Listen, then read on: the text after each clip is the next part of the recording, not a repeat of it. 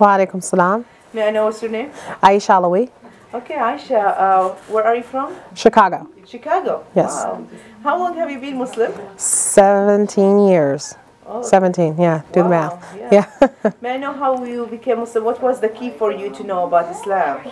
I took a theology class, and it was talking about monotheistic faiths, Judaism, Christianity, and Islam. And when I got to Islam, it had a lot of answers for me. Oh, okay. Wow.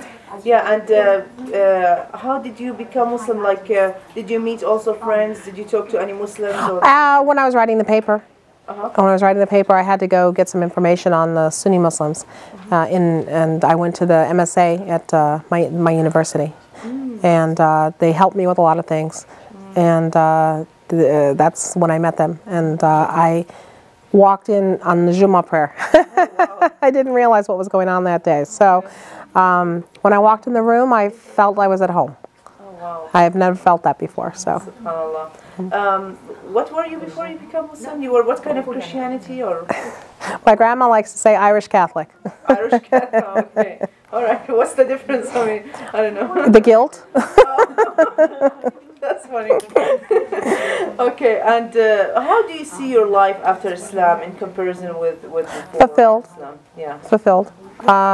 Peace. Fulfillment.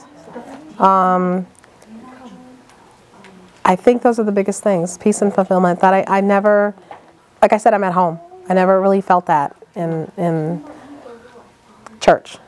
You know, even being raised and all that, and all the hypocrisies and that have to deal with that. And every religion has hypocrites within it, but for me, this is where I need to be, and this is what God wanted for me. Right. And a lot of my friends say, well, my non-Muslim friends, you know, that people that I work with and stuff, and it's like, they always ask, they're like, well, how? You know, they're like, you just don't seem like you could be brainwashed or whatever. And I'm like, I was raised, you know, with all the prophets, they're still there. And Jesus, the way he was in my life, if he was not there in Islam, I could not be a Muslim. And he's there, you know. It's just in the order it needs to be.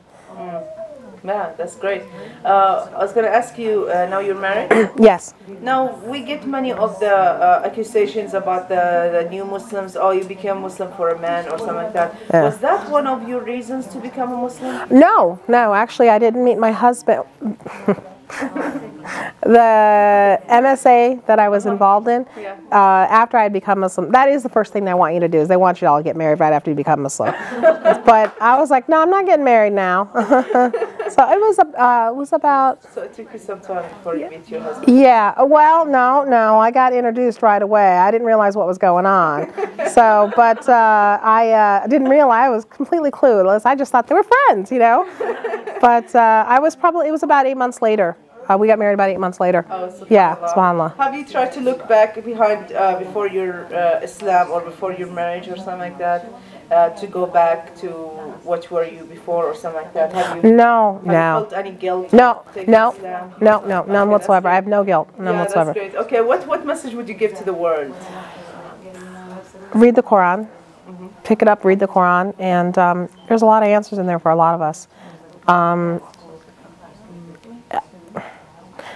Like Muslims and non-Muslims. Yeah, the biggest thing in my life, a lot of problems I had before I had reverted, whatever word you want to use. There were no answers. There are answers here, and I'm not some brainwashed, you know, put in a hole kind of person. I work in accounting. I've been to college. I'm educated. I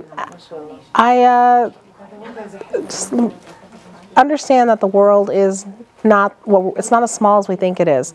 And Christianity, Islam, and Judaism, they're all monotheistic faiths. Take a look at all of them and understand what God's plan is. It's God who's the creator. God is the planner. And we are his worshipers, and we have to decide what's right for us and where we need to go. Oh, that's great. May I ask you some personal question about your family? How was the reaction about that after you became Muslim? It's kind of unique because I was raised by my grandmother, and she died when I was 15. Oh, okay. So my mother was one of those women who should never have children. Okay.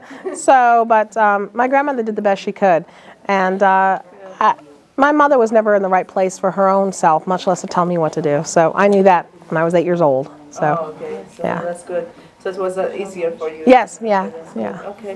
What about your friends after and before and after Islam? How was the reaction about that?